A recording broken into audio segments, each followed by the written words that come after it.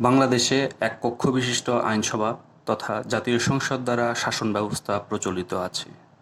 বর্তমানে আমাদের দেশে দ্বিকক্ষ বিশিষ্ট আইনসভা নিয়ে বেশ আলোচনা হচ্ছে। আসুন জেনে নিই বাংলাদেশে দ্বিকক্ষ বিশিষ্ট আইনসভার যৌক্তিকতা ও জটিলতা সম্পর্কে। প্রথমে আমাদের জানতে হবে দ্বিকক্ষ বিশিষ্ট আইনসভা কী। দ্বিকক্ষ বিশিষ্ট আইনসভা হলো এমন একটা আইনসভা যা দুইটা আলাদা কক্ষ নিয়ে গঠিত, যেখানে একটা কক্ষকে উচ্চকক্ষ এবং অন্যটিকে নিম্নকক্ষ হিসেবে বিবেচনা করা হয়। মূলত এই ধরনের আইনসভায় আইন প্রণয়নে সমান ক্ষমতার ভারসাম্য বা চেক অ্যান্ড ব্যালেন্স নিশ্চিত করা হয়।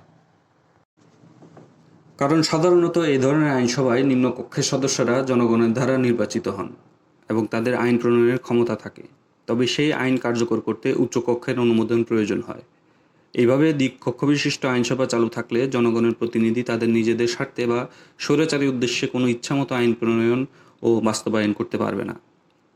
বাংলাদেশের দ্বিকক্ষ বিশিষ্ট আইনসভা প্রবর্তনের বিষয়টা কিছুটা জটিল, কারণ এটি তার ইতিহাসের শুরু থেকে এক কক্ষ বিশিষ্ট রাষ্ট্র ছিল এবং কেন্দ্রীয় সরকার জনগণের ভোটে নির্বাচিত হয়ে সংসদ গঠন করে, পরিচালিত হয় এককক্ষীয় পদ্ধতিতে। তবে একটি এক কক্ষ বিশিষ্ট রাষ্ট্রকে দ্বিকক্ষ বিশিষ্ট আইনসভায় রূপান্তর করা কোনো অসাধ্য কাজ নয়। 2015 সালে নেপাল একটা ছোট দেশ হওয়া সত্ত্বেও কেন্দ্রীয় ক্ষমতা বিকেন্দ্রীকরণে বিভিন্ন অঞ্চল ও সম্প্রদায়ের বৃহত্তর প্রতিনিধিত্ব নিশ্চিত করার লক্ষ্যে দ্বিকক্ষ বিশিষ্ট আইনসভার প্রবর্তন করেছে। আর আমাদের ইতিহাস বারবার প্রমাণ করেছে যে প্রতিবার যখন কেন্দ্রীয় সরকার জনগণের দ্বারা নির্বাচিত হয়েছে, তারা সেফ অবিচার করেছে। এর পাশাপাশি আওয়ামী লীগ সহ বিভিন্ন রাজনৈতিক দল আমাদের সংবিধানকে নিজেদের স্বার্থে পরিবর্তন ও পুনর্গঠন করেছে এবং সাম্প্রতিক সময়ে ক্ষমতাসীন দল হিসেবে স্বৈরাচার প্রসার করেছে। কেউ কেউ হয়তো বা বলবেন, বাংলাদেশ ভৌগোলিকভাবে ছোট দেশ হয় দ্বিকক্ষ বিশিষ্ট আইনসভা প্রবর্তন করা সম্ভব নয়। তবে এর জবাবে আমার যুক্তি হলো, ইংল্যান্ডের মতো একটা ছোট ভূগোলের দেশও দ্বিকক্ষ বিশিষ্ট আইনসভা রয়েছে এবং এটি যথেষ্ট মসৃণভাবে পরিচালিত হচ্ছে। দ্বিকক্ষ বিশিষ্ট আইনসভা প্রবর্তনের মাধ্যমে দেশের আইন আরও ভালোভাবে প্রণয়ন করা সম্ভব, কারণ এতে বিলগুলোর পুঙ্খানুপুঙ্খভাবে বিতর্কে তোলার সুযোগ থাকবে। এক কক্ষ বিশিষ্ট আইনসভায় বিলগুলো কোনোরূপ বিতর্ক ছাড়াই শাসক দলের পক্ষে পাশ হয়ে যেতে পারে। এছাড়া দুটি কক্ষের মধ্যে ক্ষমতার ভারসাম্য থাকার ফলে নির্বাহীদের জন্য দুটি কক্ষকে একসঙ্গে প্রভাবিত করা কঠিন হবে, যা কিন্তু খুবই গুরুত্বপূর্ণ। দ্বিকক্ষ বিশিষ্ট আইনসভার দ্বিতীয় কক্ষ উচ্চ কক্ষের কাজের চাপ হ্রাস করতে সহায়তা করবে। যেমন বড় বাজেটের বিল বা প্রস্তাবনা উভয় কক্ষে আলোচনা হবে এবং তাড়াহুড়ো করে কোনো বিল পাশ হওয়া থেকে রক্ষা করবে, যা এক কক্ষ বিশিষ্ট পদ্ধতিতে ঘটতে পারে। এছাড়া দ্বিকক্ষ বিশিষ্ট আইনসভা জনমতের সঠিক প্রতিফলন ঘটাবে এবং দুটি কক্ষের মধ্যে বিল পাশের সময় বিলম্ব হওয়ায় বিলগুলো নিয়ে আরও বিতর্কের সুযোগ থাকবে। সর্বশেষে দ্বিকক্ষ বিশিষ্ট আইনসভা এমন একটা পরিবেশ তৈরি করবে যেখানে রাজনৈতিক ও প্রশাসনিকভাবে অভিজ্ঞ ব্যক্তিরা আইন প্রণয়নের ক্ষেত্রে গুরুত্বপূর্ণ ভূমিকা পালন করতে পারবে। বাংলাদেশের মতো এক কক্ষ বিশিষ্ট আইনসভা পরিচালিত একটি দেশকে দ্বিকক্ষ বিশিষ্ট আইনসভায় রূপান্তর করতে গেলে সাংবিধানিক, রাজনৈতিক এবং আইনি সংস্কার প্রয়োজন হবে। তাই এই সংস্কারের জন্য একটি রোডম্যাপ এখানে প্রস্তাব করা হয়েছে। সংবিধান সংশোধন। বাংলাদেশের সংবিধানের 65 নং অনুচ্ছেদে এক কক্ষ বিশিষ্ট জাতীয় সংসদের কাঠামো নির্ধারিত হয়েছে। তাই দ্বিতীয় কক্ষ প্রবর্তনের জন্য এই অনুচ্ছেদ এবং সংশ্লিষ্ট বিধানগুলো সংশোধন করতে হবে। তবে বাংলাদেশের সংবিধানের কোনো অনুচ্ছেদ সংশোধনের জন্য জাতীয় সংসদের 2/3 সংখ্যাগরিষ্ঠতা প্রয়োজন। এর অর্থ হচ্ছে এই সংশোধনের জন্য ব্যাপক রাজনৈতিক সমর্থন ও জনগণের মতামত ছাড়া এটি প্রায় অসম্ভব। দ্বিতীয় কক্ষের নকশা। দ্বিতীয় কক্ষের গঠন, ক্ষমতা এবং কার্যাবলী এমনভাবে নির্ধারণ করতে হবে যাতে একটি দেশের এবং জনগণের বৃহৎ স্বার্থে কাজ করে, পরবর্তীতে দেখা স্বৈরাচারকে সমর্থন করার জন্য নয়।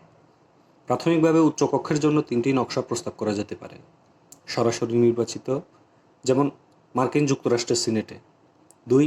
নিযুক্ত, যেমন যুক্তরাজ্যের হাউস অফ লর্ডস। 3. পরোক্ষভাবে নির্বাচিত, সংসদের সদস্যদের দ্বারা নির্বাচিত, যেমন ভারতের লোকসভার সদস্যরা রাজ্যসভার সদস্যদের নির্বাচিত করে। আমার মতে উচ্চকক্ষের সবচেয়ে কার্যকর ব্যবস্থা হলো যুক্তরাজ্যের হাউস অফ লর্ডসের নিযুক্ত পদ্ধতি, কারণ এই কক্ষের সদস্য হতে হলে পিরেজ অ্যারিস্টোক্রেসি হওয়া আবশ্যক, যা সর্বোচ্চ মানের সততা নিশ্চিত করে। বাংলাদেশের দ্বিকক্ষ বিশিষ্ট আইনসভায় যেসব প্রকারের পিআরএস প্রবর্তন করা যেতে পারে তা হলো: 1. সাবেক প্রধানমন্ত্রী, মন্ত্রী, সংসদ সদস্য। 2. প্রধানমন্ত্রী পদত্যাগ করলে পদত্যাগের সম্মাননা হিসেবে তাকে সুপারিশ করা যেতে পারে। ব্যাংকার, সাবেক গভর্নর, অর্থনীতিবিদ, মানবাধিকার কর্মী, সুশীল সমাজের নেতা যেমন ডক্টর মোহাম্মদ ইউনূসের মতো লোকদেরকে উচ্চকক্ষে অন্তর্ভুক্ত করা যেতে পারে।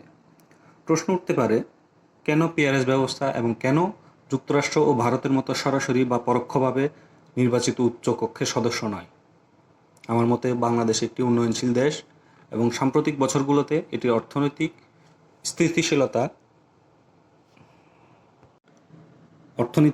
স্থিতিশীলভাবে বৃদ্ধি পেয়েছে। তবে এদেশের সিস্টেমে দুর্নীতি নামক একটি সমস্যা বিদ্যমান। এই দুর্নীতি বাড়ার কারণ অনেক অশিক্ষিত লবির রাজনীতিবিদ ক্ষমতায় এসে জনগণের সম্পদকে নিজেদের স্বার্থে ব্যবহার করেছে এবং জনস্বার্থে তা প্রয়োগ করেনি। তবে যখন আমরা পিআরএস বা অভিজাত শ্রেণীর লোকদের উচ্চকক্ষে নিয়োগ করব, যেমন ডক্টর মোহাম্মদ ইউনূস, যিনি লোভে বা দুর্নীতির প্রতি শূন্য সহনশীলতা প্রদর্শন করেছেন, তখন তারা নিম্নকক্ষে জনগণের নির্বাচিত প্রতিনিধিদের দ্বারা প্রস্তাবিত গুরুত্বপূর্ণ বিল বা মোশনের স্বচ্ছতা নিয়ে প্রশ্ন তুলতে সক্ষম হবে। আমার প্রস্তাব হলো, যেহেতু বাংলাদেশ 8টি বিভাগ নিয়ে গঠিত এবং এটি একটি ছোট রাষ্ট্র, তাই উচ্চকক্ষে 9 জন সদস্য থাকা উচিত, যার মধ্যে 8 জন তাদের নিজ নিজ বিভাগকে প্রতিনিধিত্ব করবেন এবং 9ম সদস্য পুরো কক্ষের নিয়ন্ত্রক হিসেবে কাজ করবেন। আমি এমন কিছু সুবিধা বর্ণনা করেছি যা দীর্ঘমেয়াদে বাংলাদেশের উন্নয়নে সহায়ক হতে পারে। তবে এই ব্যবস্থা প্রয়োগের ক্ষেত্রে 2টি চ্যালেঞ্জ রয়েছে। একটি হলো ব্যয়, কারণ দ্বিকক্ষ বিশিষ্ট আইনসভা পরিচালনা করা বেশি ব্যয়বহুল, যেখানে অতিরিক্ত বেতন, কর্মী এবং অবকাঠামোর প্রয়োজন হয়, যা আমি বিশ্বাস করি বাংলাদেশের বুদ্ধিজীবীরা আরও সাশ্রয়ী করে তুলতে সক্ষম হবে। অন্যটি হলো জটিলতা, কারণ দ্বিকক্ষ বিশিষ্ট আইনসভা আইন প্রণয়নের প্রক্রিয়াকে ধীর করতে পারে এবং 2টি কক্ষের মধ্যে মতবিরোধ থাকলে অচলাবস্থা সৃষ্টি হতে পারে। তবে যুক্তরাষ্ট্র ও যুক্তরাজ্যের সফল দ্বিকক্ষ বিশিষ্ট পদ্ধতি থেকে শিক্ষা নিয়ে বাংলাদেশে একটি শক্তিশালী ও সুষম দ্বিকক্ষ বিশিষ্ট আইনসভা তৈরি করতে পারে।